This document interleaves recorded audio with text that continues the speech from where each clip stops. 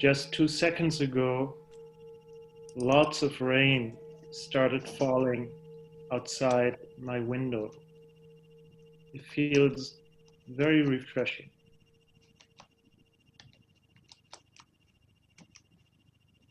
It makes me think Dharma is sometimes referred to, especially in Tibetan practice, as a rainfall. Dharma rain. It clears the air. It clears the human heart. It clears the human mind so that we can see things a little bit more clearly.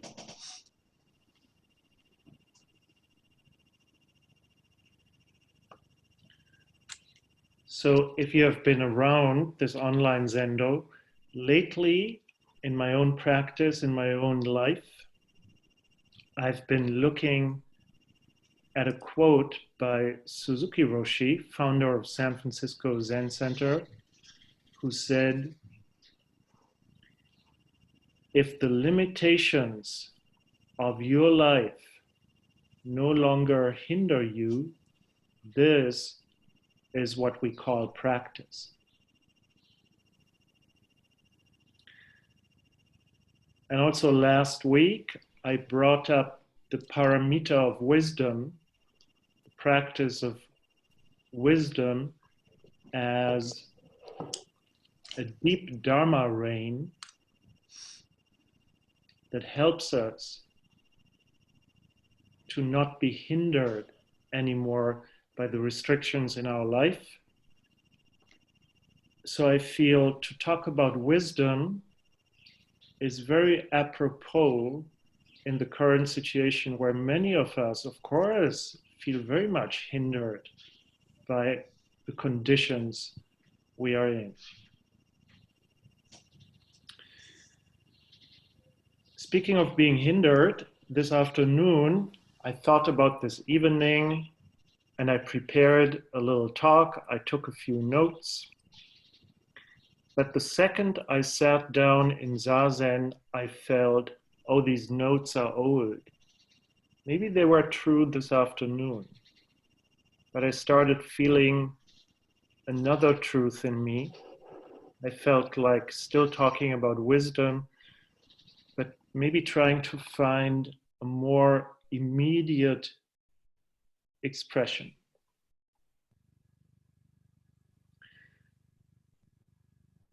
It is always difficult to talk about wisdom because it can really be misunderstood. But it's part of our practice to misunderstand, to basically fall down and then to get up again and to try again. That's how we learn in practice. That's really part of practice. Oh yeah, makes me think of something that Samuel Beckett, the author, wrote in one of his very late texts.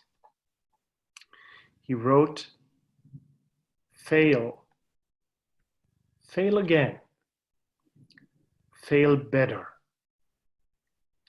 So what I hope for all of us tonight, also for me at this moment of talking, is maybe we will fail better tonight, and this would be great. I thought I'd switch a little because what came up in my mind is that we started to talk about wisdom last week, and I suggested basically a practice to you, which I think is the core practice of Zen, or is how we could try to describe what we are actually doing in Zazen, which is, to say it again, usually we are completely involved with the objects of consciousness. Maybe this sounds very abstract to you. I mean it in a very direct way. Objects of consciousness are your thoughts and your emotions, for example.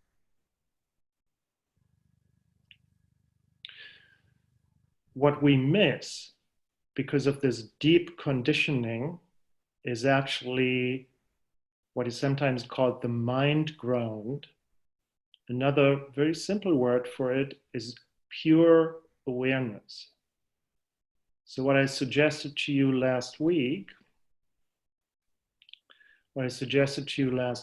was in your sitting practice, but basically also in your daily life, in every waking moment,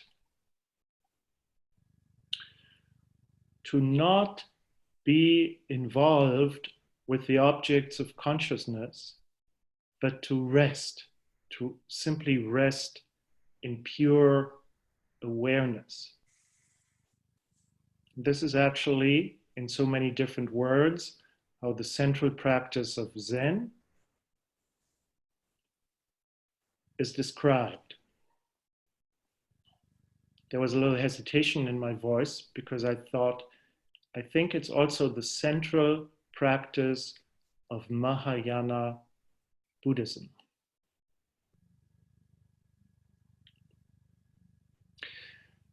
And then on Friday, I got an email which really inspired me by one of you people from Athens and somebody who wanted to have some clarifications because the person felt maybe it wasn't so clear what I meant by objects of consciousness. So right now in Zazen, I thought I tried to talk about it in a very simple way. But again, talking about Buddhist wisdom is in a way always some kind of failure. Keep this in mind.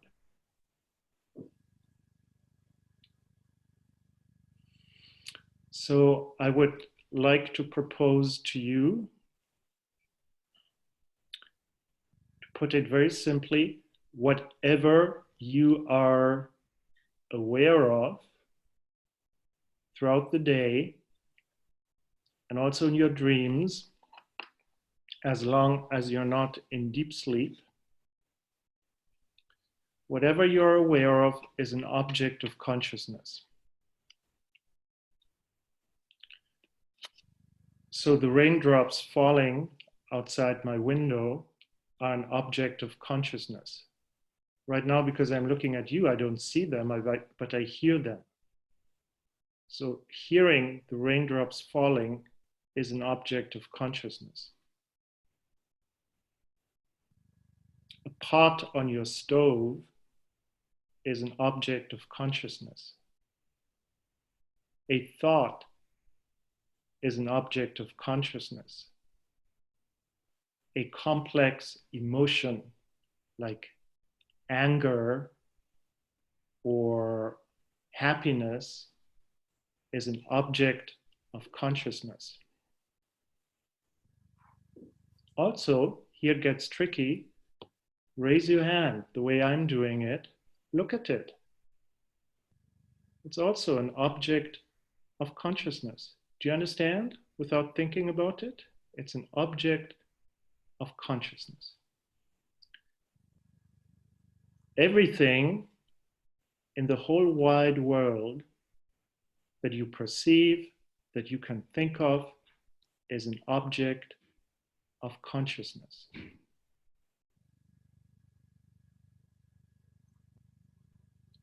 So what's the consequence of saying this? In Zen, also in Mahayana Buddhism, especially in Tibetan tradition,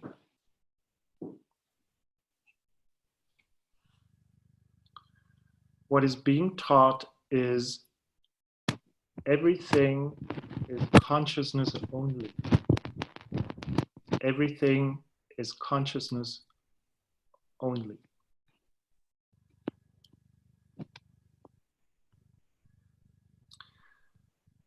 Now, this sentence in a nutshell expresses Buddhist wisdom. This is it. This is it. Everything is consciousness only.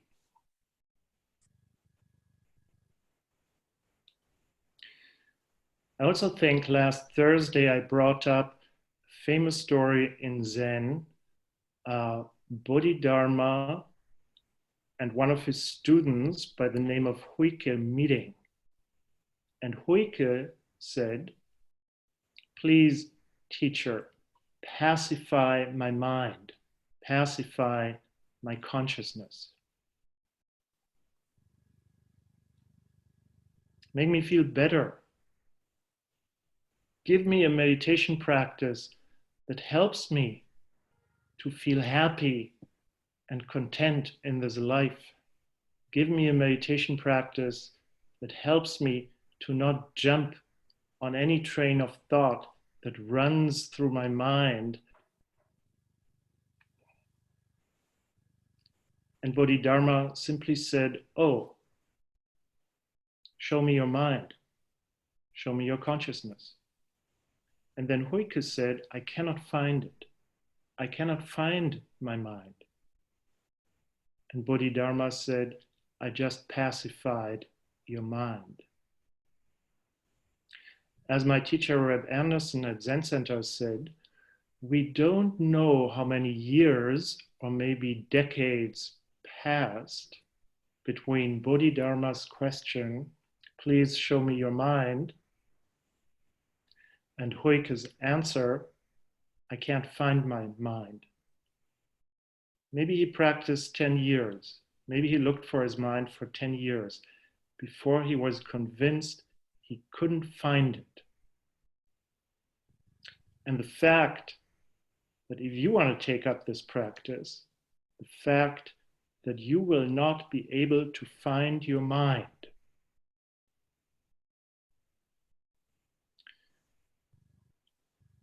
this fact will liberate you. This fact will set you free.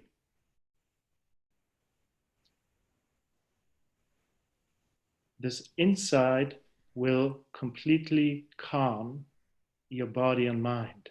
This is why this is so important. But again, I understand because we humans are so deeply conditioned to be only involved with the objects of consciousness. That is our thinking, our emotions, the perceptions of our relationships with each other, and so on. Because of that, we miss the central point, which is to let go of all these objects and rest in pure awareness, rest in consciousness only.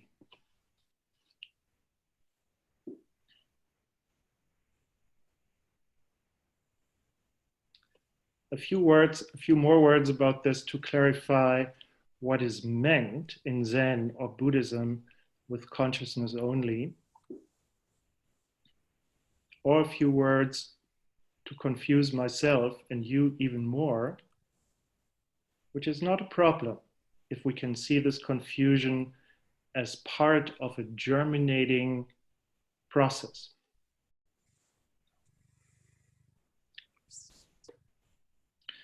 What we call reality, usually we call reality this. I look out the window and see a tree. That's reality. Part of reality is me over here, the perceiver, and the tree over there, perceived object. That's what we call reality. Zen is so crazy. Mahayana Buddhism is so deeply looking into our patterning that it says, no, this is not reality.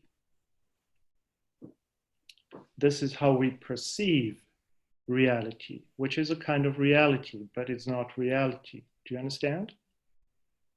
Or to put it differently, I think you all have heard the nice teaching in Buddhism, everything is connected with everything else.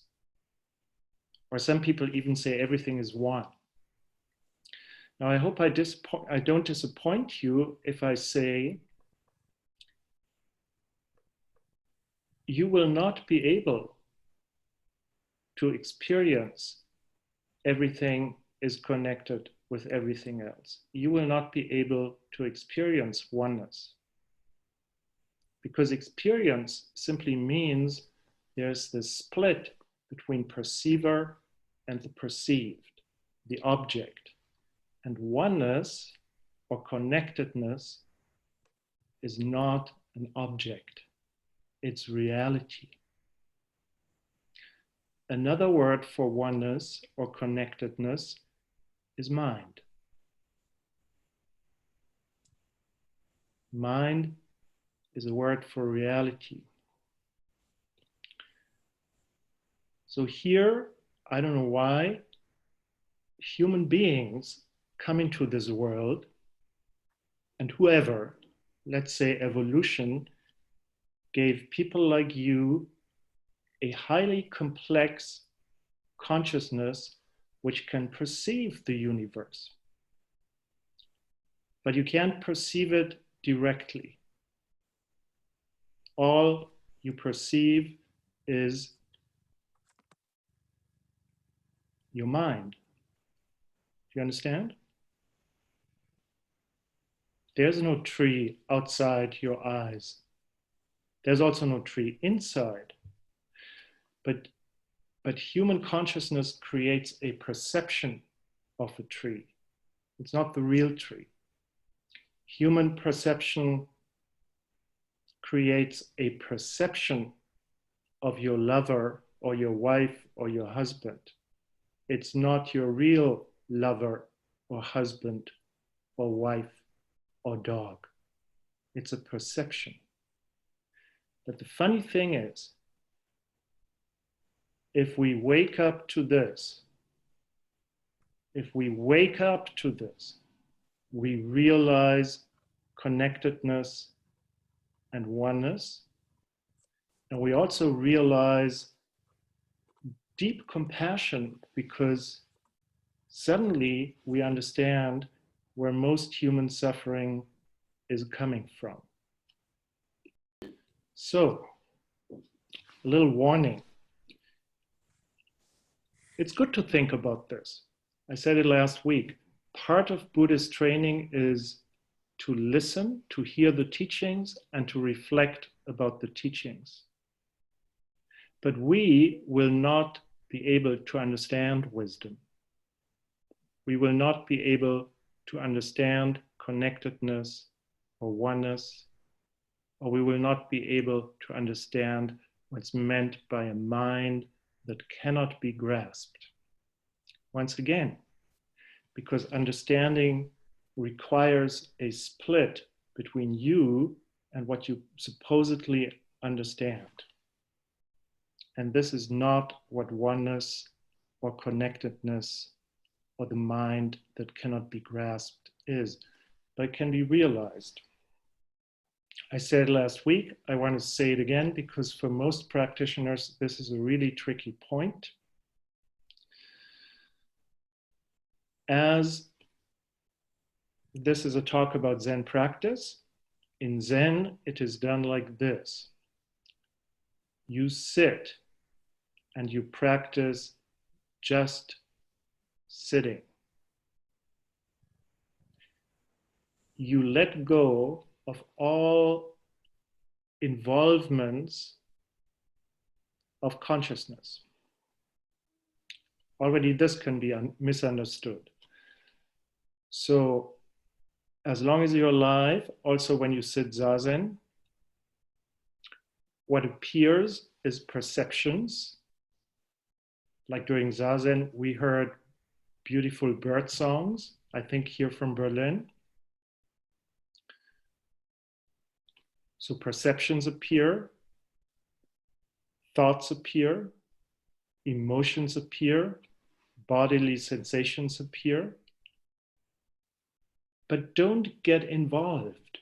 Let it all rest. Let it rest. Don't get involved. And this is how we can slowly learn. Some people fast, but most of us, including me, slowly. We slowly learn to rest in awareness only.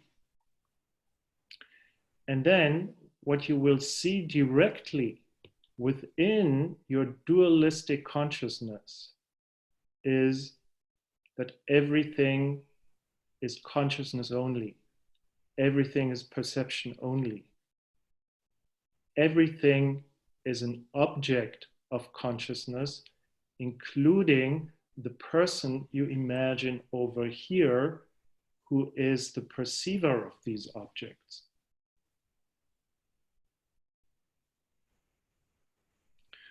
So I encourage you to just rest. What I wanted to talk about is a quote by Keizan Zenji, student and Dharma heir to Dogen Zenji, who said, "To sit zazen is to sit in the womb of light." Do you understand womb in German or Greek? Womb is where babies come from. To sit zazen is to sit in the womb of light. It's a very poetic image. In the womb of zazen, you mature and develop and eventually are born as a Buddha. Because Buddha means nothing but you wake up to the fact that reality is non-dual. But what humans perceive is a dual model of reality.